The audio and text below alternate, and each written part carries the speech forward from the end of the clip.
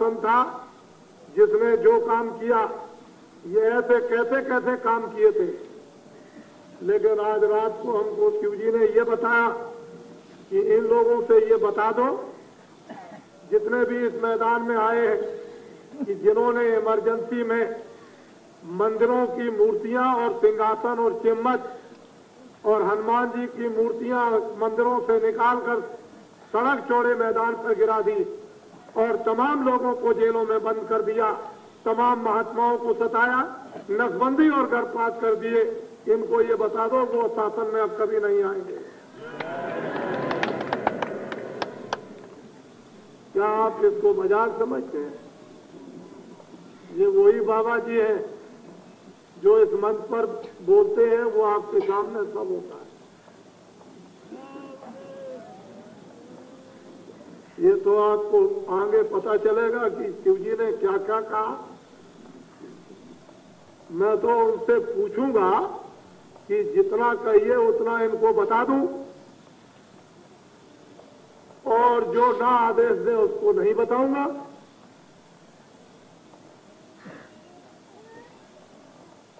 तो किसको नहीं सताया? उस समय पर आप कुछ बोले थे? किसी की जबान निकलती थी? कुछ नहीं। इसलिए आप सब हमेशा महात्माओं के इतिहास को याद रखें।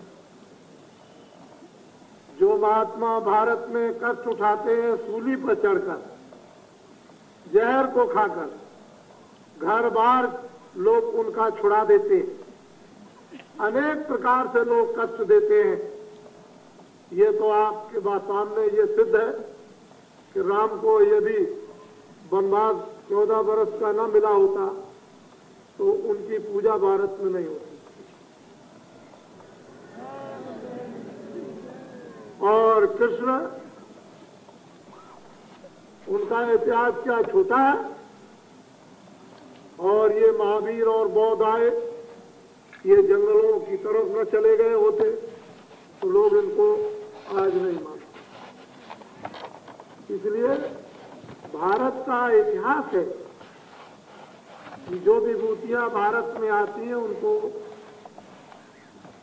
लोग कष्ट देते हैं, और वो अपने पद के बड़े पक्के होते हैं, निशानेबाज होते हैं, ईश्वर में विश्वास रखते हैं, धर्म के परायण होते हैं और खजाना होते हैं, भंडार होते हैं धर्म के लिए आते हैं और धर्म न्याय का संदेश देते हैं।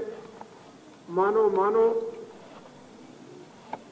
को विशुद्ध अच्छी मानो चीजें देकर आत्मा को जगाते हैं और इन जीवात्माओं का जीवन काल में मरने के पहले कल्याण करते हैं। ये होता है महात्माओं का काम। 31 मार्च 80 के अंत समय तक बाबा जी के 10 करोड़ आदमी हो जाएंगे और माँ बाप के साथ में 4 बच्चे।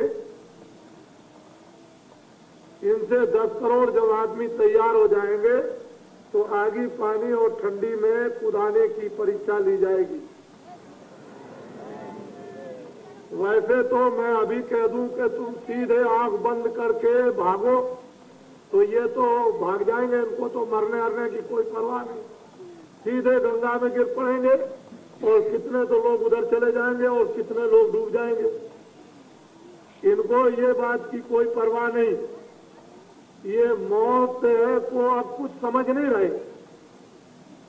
मैं ऐसा देखता हूं, लेकिन ठंडी पानी में जो कूदाने की परीक्षा ली जाएगी और तुरंत इनको उसी परीक्षा के साथ एक आदेश इनको मिल जाएगा, वो आदेश तो बताने वाला नहीं,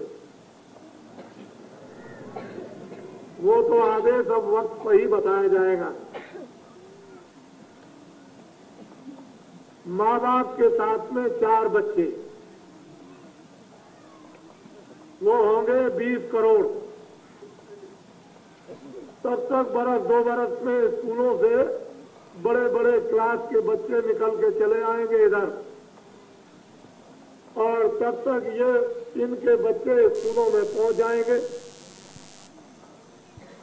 और वो भी बच्चे अपने ही होंगे।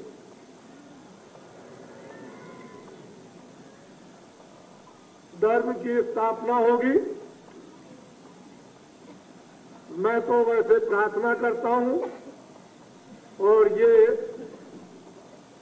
सोचता हूं कि लोग अपने विचारों को, अपने कामों को बदल दें, अच्छे नेक काम करें तो बहुत अच्छी और खुशकिस्मती, भगवान की कृपा और खुदा की मेहरबानी, और नहीं छोड़ते हैं तो उन्होंने कहा है कि धर्म की स्थापना, दुष्टों का विनाश, सज्जनों की रक्षा।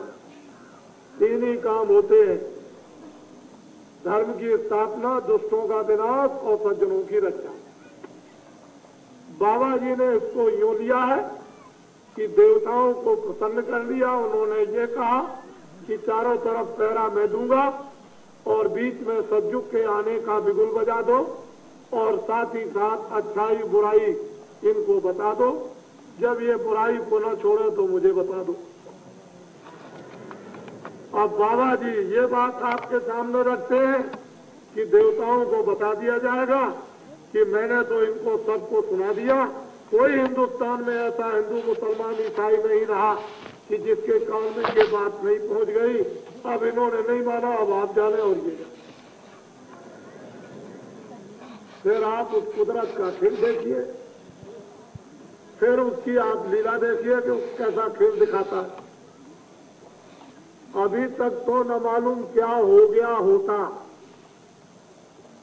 जो अयोध्या में और अहमदाबाद में किया है उसकी वजह से बच गए, और नहीं तो अभी तक क्या हो गया होता अगर देवताओं को प्रसन्न न किया जाता। अभी तो आप गुलछर्रे उड़ाने लगे कि चीनी की कमी नहीं, चावल की कमी नहीं, अनाज की कमी नहीं, इसकी कमी नहीं। और इसके पहले तो वो चिल्लाहट थी देश के अंदर कि सब के सब मर जाएंगे, अब कोई जिंदा ही नहीं होगा। उस समय तो ये था कि बगीचे में बो, अनाज को नालियों में बो दो, इसमें बो दो, कुएं में बो दो और छत में मिट्टी डालकर और बो दो। और ये आपके प्रधानमंत्री ने भी कहा था कि क्यारी क्यारी में फूल लगा हुआ हो तो उसमें भी बो दो, नहीं तो आदमी सब मर जाएंगे। और अब इतना अनाज आपके देश में देवताओं के प्रसन्न होने पर हुआ कि आप विदेशों में देने लगे, फिर भी देश में कमी नहीं। आपको मालूम है कि 1 बीघा खेत में 100 मन गेहूं, 100 मन चावल, क्या होगा? होगा 100 मन गेहूं, 100 मन चावल होगा। समझ रहे हैं कि नहीं? अरे 100 मन गेहूं, 100 मन चावल 1 बीघा खेत में होगा। गंगा जी के उस पार में अकल को रख करके मत आए, अकल साथ ले आए, बुद्धि को साथ रखें। वही नहीं छोड़े आए नाव वाव में, खाली आकर के खोला लेके बैठ गए। बुद्धि से काम लो। बाबा जी क्या कहते हैं? 1 बीघा खेत में 100 मन गेहूं या 100 मन चावल होगा। हमारे शब्दों को आपको सुनना चाहिए। और जिन पेड़ों पर 100 वर्षों से फल नहीं लगते उन पर भी फल लगने लगेंगे। आपको अभी मालूम नहीं है कि जल, पृथ्वी, अग्नि, वायु, आकाश, ये क्या क्या चीजें छुपा कर रखे हुए हैं। बड़े बड़े भूख, ये वो काशी है जहाँ हरिश्चंद्र चक्रवर्ती सारे विश्व के बादशाह राजा थे। वो हरिश्चंद्र के वक्त के वो राजा हीरे और मड़िया और तमाम महल सोने और चांदी के, और उनके बुर्जे और कमरों पर जो हीरे लगे हुए थे, क्या वो आपने खा लिए? क्या खा गए? तो क्या हो गए भाई? बड़े बड़े बादशाह, बड़े बड़े महिपत, बड़े बड़े राजे आए, इतना इतना सोना, चांदी और ये और हीरे ये सब इकट्ठे किए, जिनका इतिहास कहता है कि दम दम चमचम शहर चमकते थे। तो किधर चले गए? क्या गल गए?